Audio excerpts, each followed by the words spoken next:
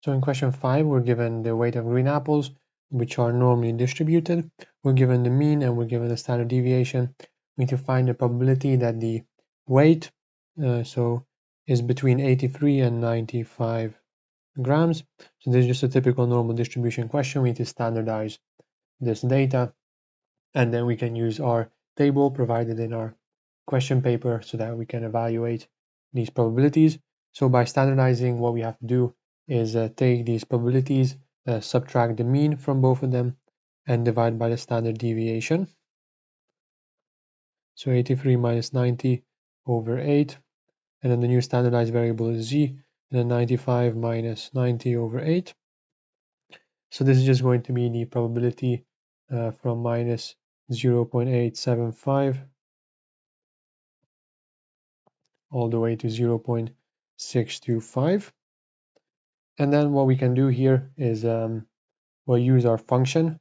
So what this table shows us, this phi function, is basically if we have a normal distribution like this, we have a given value, it gives us the probability that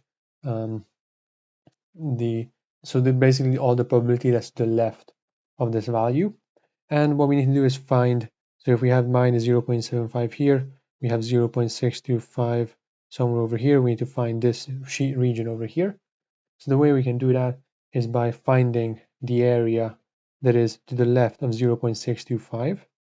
And then from that, we will have to, so firstly, the area, so for z being smaller than 0.625. And from this, we need to subtract all of this area.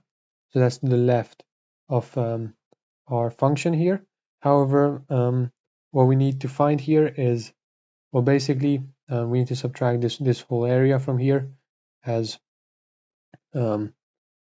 so that because this, if we find this area, then if we find the area below 0.625, that includes the region we are talking about as well. And so we just have to subtract 1 minus the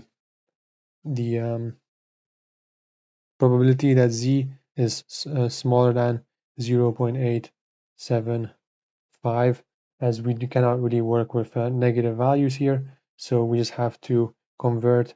So this basically here is equivalent to saying that z is smaller than minus 0.875 due to the symmetry, as these two probabilities must add up to 1, and so we can convert in between these two like this.